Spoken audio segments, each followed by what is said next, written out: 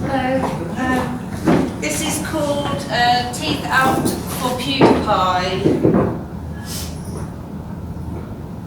Brian's teeth felt particularly attached to his face today, their roots climbing to the top of his head. He couldn't imagine anyone reaching into his mouth, let alone yanking his pearlies out one by one with metal pliers. He'd probably died of blood loss. His ex-mate Martin knew someone whose gum had been ripped out along with his gnashers and bled out on the spot. Brian flopped back in the grass, dandelion seeds floating into the air. Midsummer flower smell sprouted in his nostrils and birds chirped in the forest trees. It was the perfect place for a bloodbath orgy.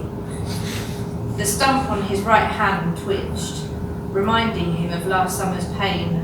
It was hard to believe how fervent he'd been when he allowed the high priestess of the Zoellas near his little finger with the nutcrackers. He'd reached ecstasy with the others that day, though, convinced he could see Zoella, vlog goddess herself, among the roiling naked bodies and smeared blood of the initiates. Now the pink scar glinted uselessly in the sun, announcing to all how lame he used to be. Still, he stumbled across the PewDiePies whilst wandering, alone and spiritually bereft, after noticing several red flags that their Earth Mother was not the almighty being he'd been led to believe. Namely, that the calendar she released at Christmas was really expensive and she didn't properly apologise.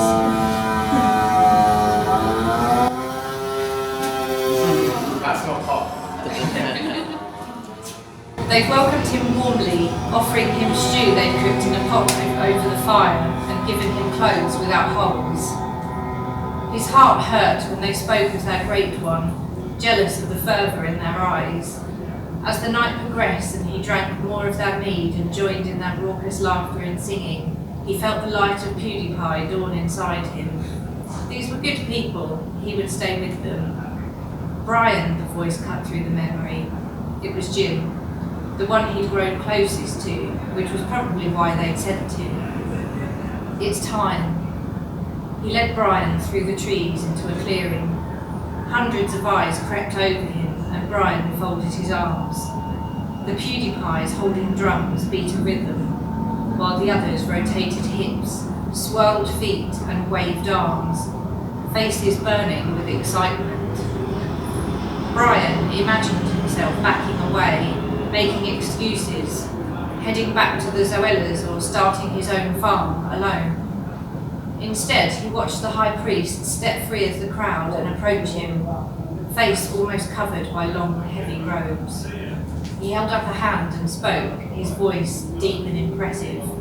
"Respect Whammon." "Respect Whammon," the group responded, the volume curling Brian's insides. He opened his mouth to copy them, but froze when the priest revealed his other hand holding the pliers. This was it. He knew he wouldn't go through with it.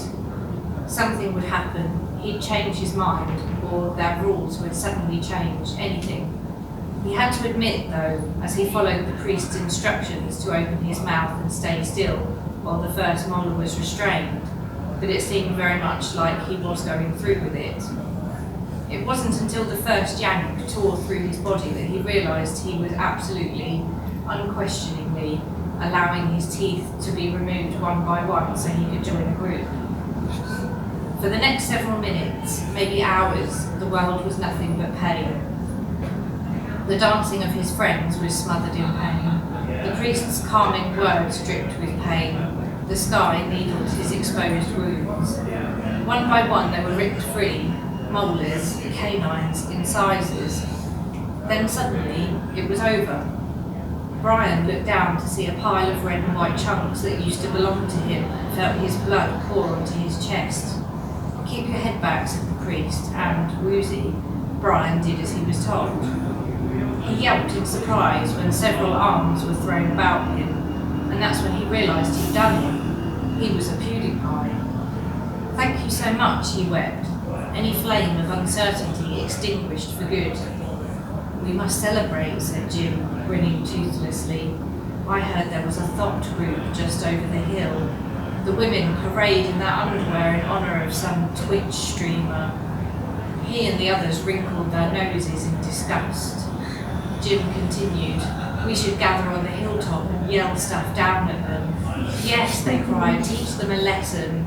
And they were off, Brian in tow, arms linked with his new brothers, the soft summer breeze beneath his feet.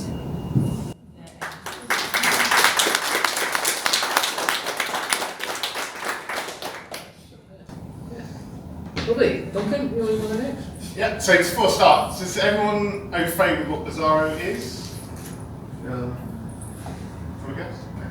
So effectively, it's a subgenre of, as all these things are, a bit like the zombie sort of subgenre. So started mainly in Portland, Oregon, in the US of A, where Danny's from, but it's not connected. She did bring her with her, like like forefathers and stuff. Village She did bring some pork though. That's another story. So the main sort of components of that are Cartmelic third. Obviously you got Matt Swan from our side of the pond. My brain's got completely totally blank now. There's a Capitoral, Autumn Christian. Do you know someone? Yeah. And essentially, Bizarro as itself is weird. It can get lumped into weird fiction. There's a very big distinction to make. Weird fiction perhaps takes one weird thing and runs with it. Bizarro kind of takes that one weird thing and then twists it some more, and then some more, and then some more. It's just basically you're stuck in a weird world where that weirdness is, as a matter of fact, that's normal. There is, in fact, being normal would actually be weird and bizarro in the world of Bizarro. That works. So effectively, as it's a very Americanized thing, I've got some very big press over there, Razorhead, Deadeye, could list them all sort of a lot of good stuff. The thing as well is obviously big kind of here. British can be kind of like weird, bizarre stuff too. To varying degrees, obviously, you say everyone's got their own, each individual unique style. So really, while Bizarro is quite well known over in the States, and especially on the West Coast, it's not really that well known here. Hence why we're here. To go and spread the Bizarro love, and that's not weird. I'm not going to be putting margarine for my love on toast.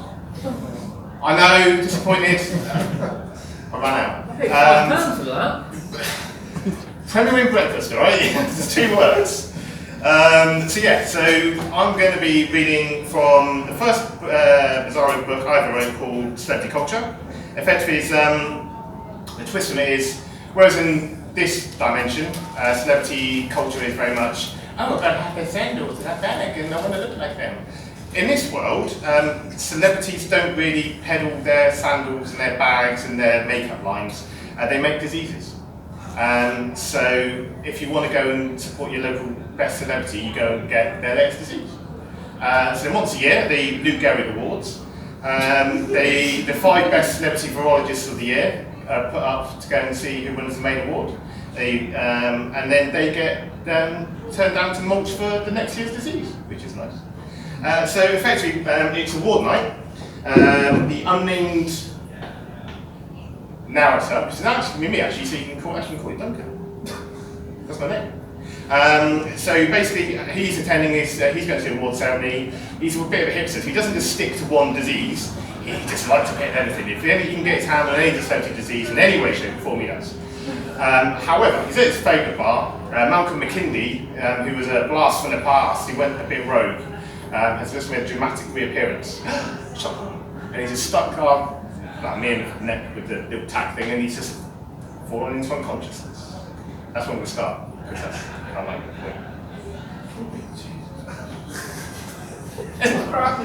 Yeah. Darkness. Well, that's not a completely honest description. It was a pastiche of black, a cruel imitator, seeking solace in form that does not belong to it. I can be literal. Fuck, I'm gonna die. That's a bastard. I was hoping my little speech would buy me some time, bust the old psychopath up. All it seems to have done, though, is make me the first of what will be undoubtedly a long line of quivering mounds of flesh, once solid of bone and yearning. So this is what death feels like. I thought it would be colder. I also thought that when I went, there would be a bog gas balloon and my multi-toed standing lamp would be waiting for me. I never meant to be knocked off that Athen pisher. His bark was indelibly worse than his bite. Wait a minute. Is that Marty? That's impossible! I Last time I saw him, he was being scraped off the bottom of that traffic warden's shoe. After that, I heard they put him into lunchboxes as a release button. Hang on. This is the summer of discovery, when we blazed our putrescent trail across the city, sleeping on the backs of ferries, skiing down first on millipedes tacked together with our own residue. Ah, right, I'm dying. This must be my life flashing before my eyes. Well, if you're gonna go, the most diseased days of my utterly repellent life aren't a bad sideshow before my untimely oblivion. I'm way too young to go, you know, and pretty rancid. I found things growing on me that defy classification. Even dear sweet Laura last year said that pallid tone of my retinas was something that she'd never witnessed.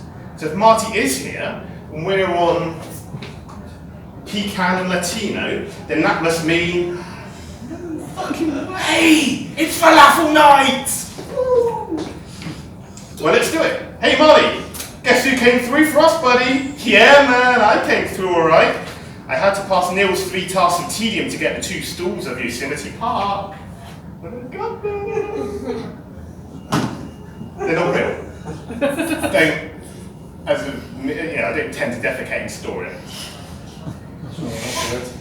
Fine. The hottest thing on the street back then, so rare that people were offering 2, or in some cities, 3 jars of organic Vegemite for them. First off, Neil had me paint the disc value onto postage stamps. 2,000 of them later, and although my tongue now resembled an autopsy doggy bag, I was closer to my goal. After that, the 13-hour long rounds of affixing assorted moustaches to passing taxis, and finally describing the wonder and mystery of artisanal sellotape to his blind, deaf and racist auntie simply flew by. It was worth it though. 2 crap nuggets with mine and Marty's name on it. Here we go, off to our temporary slot pad on the 4th floor of a derelict fur coat market. The lumps of shit felt like hot dog wieners in my pocket. Couldn't wait till we got upstairs. Any minute now, Marty's going to catch his foot on the top step and smack his head into that discarded balaclava. I should say something. It was funny 4 years ago, and yet, still a hoot today. You all right, Marty? Idiot. Ah, the old place, the times we had in here. If these walls could talk, well, then we'd have to get the building exorcist back in. That miserable bitch really did not like us getting ill at her old place. Remember when I was coming down with a full throttle virus, which was a bit of a damp squib. Those sores were only mildly irritating. She was yelling at me all day long through the light switches, calling me all sorts. Here we are, Marty. Pull the last strands of yarn from his sideburns now, and then we start. 1 lump for you. Who wants the other lump? I'm being serious now.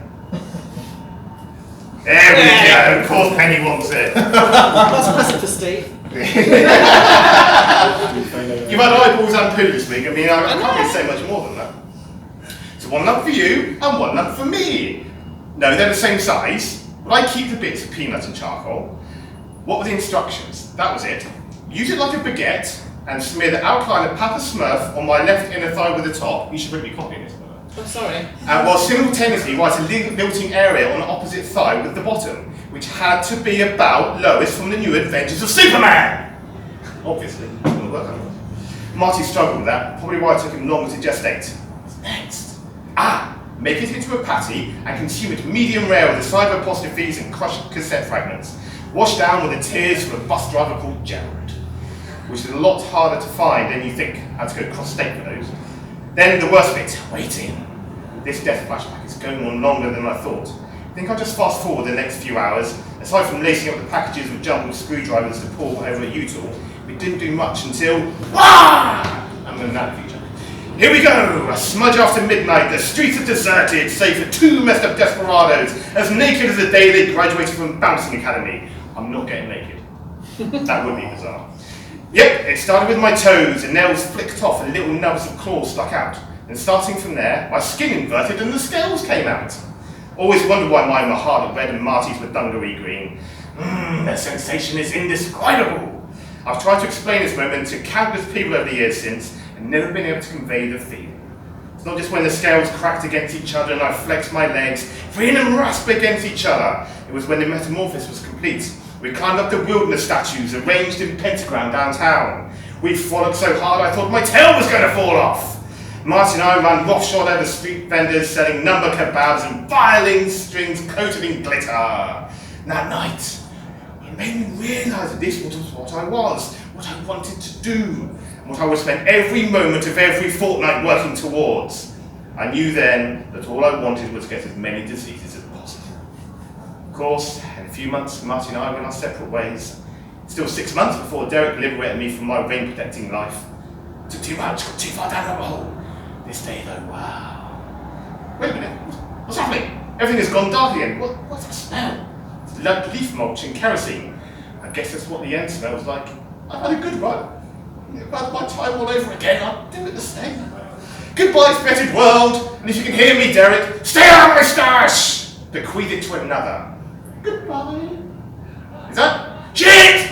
It's a low flying seagull! Ow! Hit him, button, you bastard! That's it.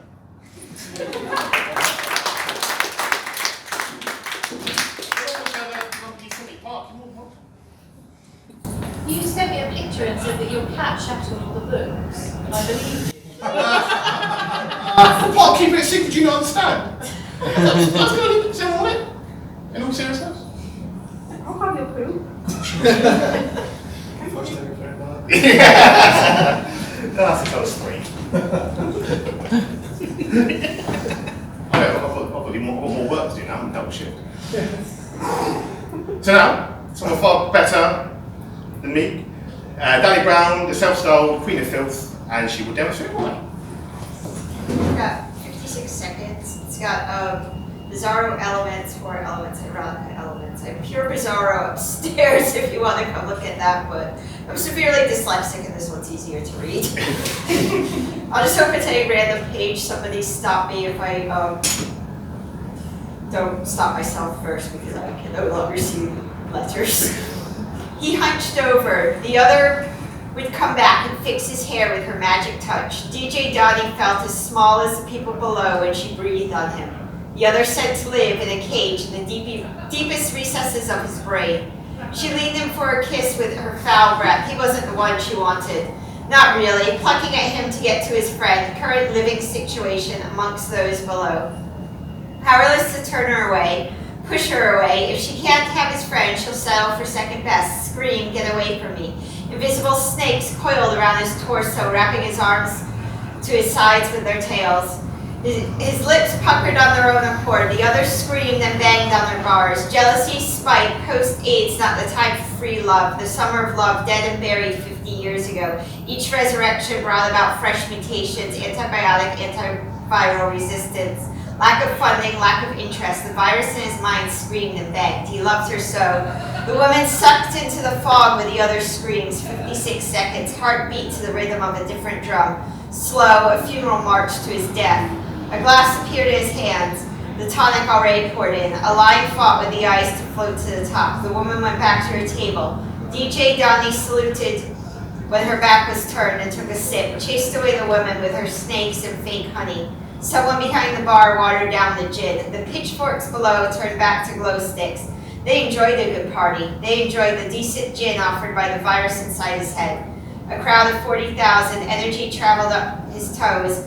Offered freely, he wouldn't need a straw to suck it from the air. The night still young, and the other woman, the one he loved, escaped from her cage. Straw in hand, she parked it in his drink and sucked it up. Lips painted red, her cheeks sucked in with the action. Tingles traveled through his body, her taste on the air. He wanted to taste high concentrations of honey direct from the source on his tongue. He shook his head and tried to rid himself of such crude thoughts.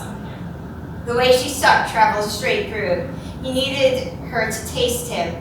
She plucked the hairs from his shoulders and put them back on his head. Each time her fingertips brushed against him, a little shiver went through his body. He wanted her to lean closer, his body pressed against his, and feel what she did to him, even through the layers upon layers of her skirts. Her fingers traced the lines on his face as her mouth pulled away from the straw, a little pop sending waves through the bottled fog. She pushed his saggy skin behind his ears.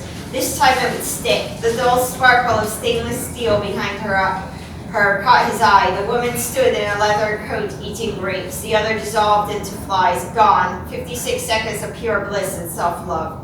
The fog came on its own accord. The people sat vacant, nothing more than outer skin on top of mechanics. Didn't notice the two women and the people below. They couldn't even fake pity once the alcohol lubed their hearts. Trapped within their own thoughts and distractions, pay the rent, pay the Sky television and fiber optic broadband. Netflix subscription, work, drink it to oblivion, repeat. The woman spun around with her grapes and left, only in front of him to lure his other into a trap. A trick, competition, blame the other, project, delete, block. He didn't even last 56 seconds in real time. Her influence lasts through eternity, chasing him from one life to the next, over and over again. DJ Donnie Lau, a breath he hadn't realized he held, all to not taste the tainted honey on his lips. The other pulled on the circuits of his mind, her virus in control of his actions. She wanted him to. Rejection stung like a wasp and laid eggs to never love again. Each hatch brought fresh bouts of paranoia and hurt. His glass, only half full, lipstick dripped down the straw like tears. Clumps of red oozing into the gin, spread apart and turned it pink. He couldn't taste it above the cheap tonic. The circuits whispered sweet honey inside his mind. A memory of her. He looked up and smiled. The weight of a sellotape laminate picture heavy in his front pocket. All he had short of a Google search. Cool and calm, trying to impress with his big words, and 20-second clip minus his dick. His face didn't droop, like he applied a filter to impress her and not reveal his age. She knew his age, she knew his physical flaws, mental flaws, and warped perceptions, blocked, deleted, pushed away, and rejected. 56 seconds all over his sheets. The hair she replaced came in shorter and thicker, extensions with his own bleached hair glued to his scalp with thick honey. Not a mess on his sheets, too late to take it back now. He ran his hands through it, picking up her lingering scent, fingers and nostrils, as close as he dared push up, as close to his brain as he could force her honey. The people below held a glow stick in one hand and a pitchfork in the other.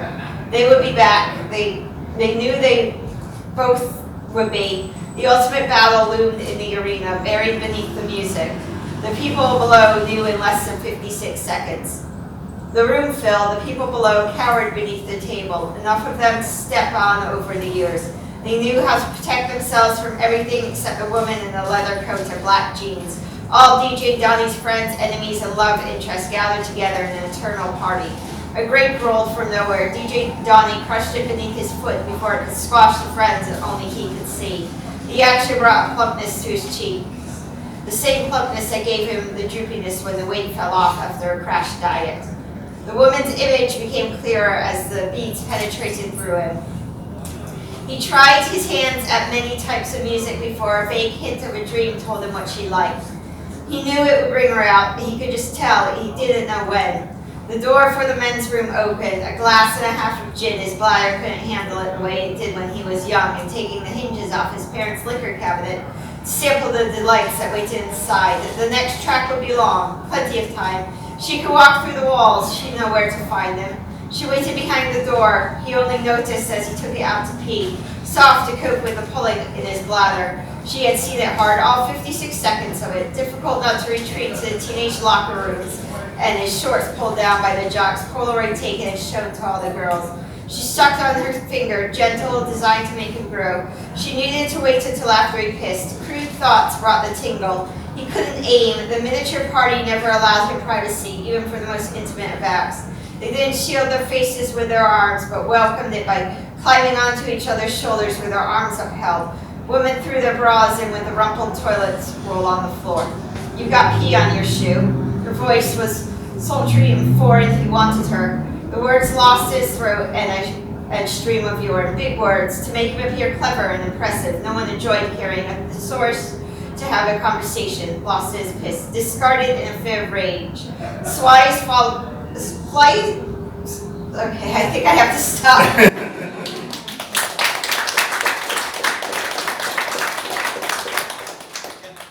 Right, so we've seen some stories.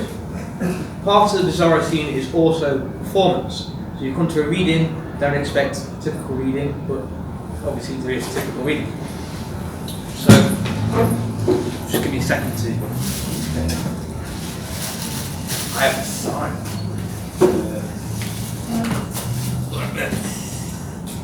Right, doing a quiz. Lovely jubbly. So, put my specs on. Hello ladies and gentlemen, and welcome to Quizzical. Part quiz, part you can guess the rest. Today we are playing for the most auspicious of prizes, the soul of Jim Bowen, my ladies and gentlemen. Dance master himself, you can win it all here tonight. Now, audience participation is required. I require 2 people. Now, Mr. Luke Condor has already suggested it. Can you please make your way to the front, sir? And one other person who would like to, Penny, would you mind? Thank you very much. So, So when you say you want eyeballs in advance. Because I was having to pay for them. we do not play for points, ladies and gentlemen. We are playing for eyeballs. Many, many eyeballs. First round, very easy, very easy, very easy. My friend, stand here, stand here, and face the judges. Okay. You're playing for 5 eyeballs. Right. We're using only your hands and your face. Please make a pineapple. Show the audience first, and then turn towards the okay. judges. I've got the head for it. Now please turn towards the judges. Judges, make your decision, please. I pick that one or I put.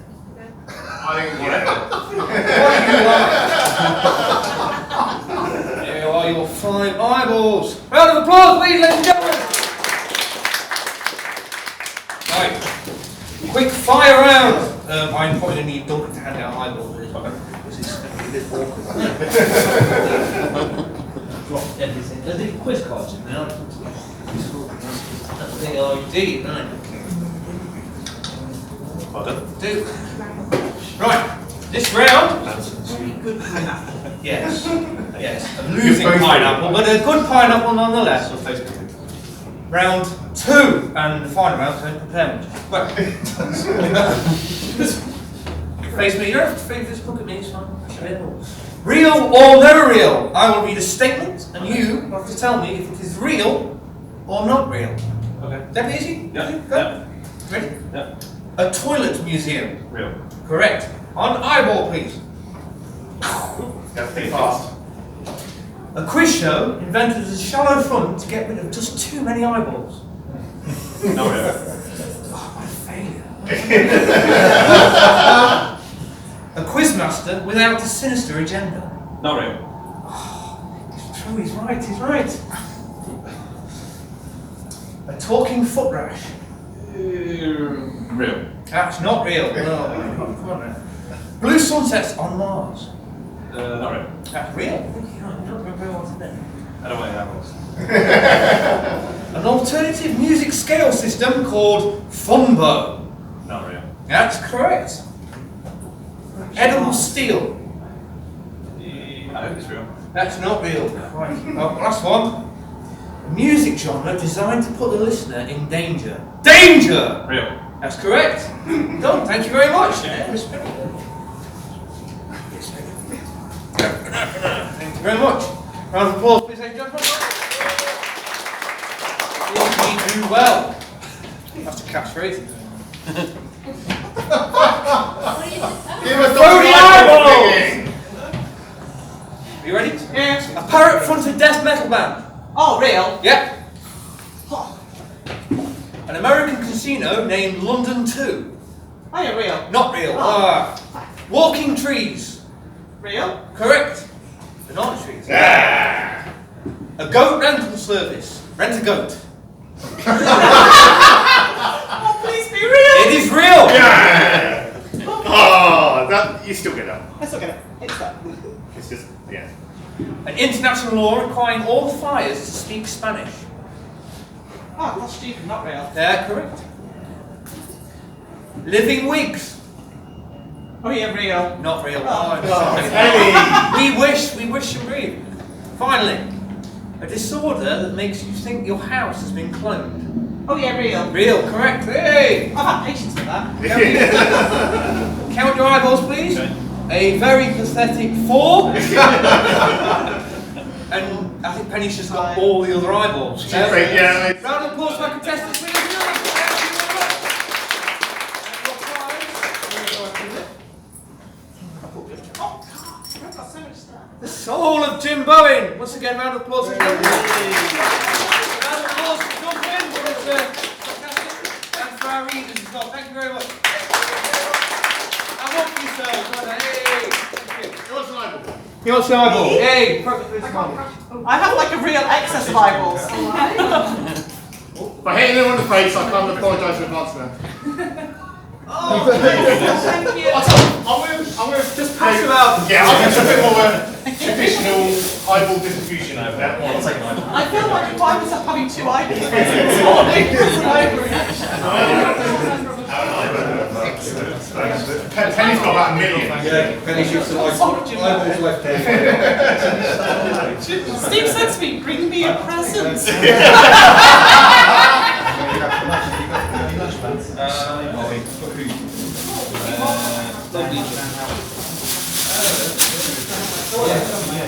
Yeah, thank you very much. Thank you.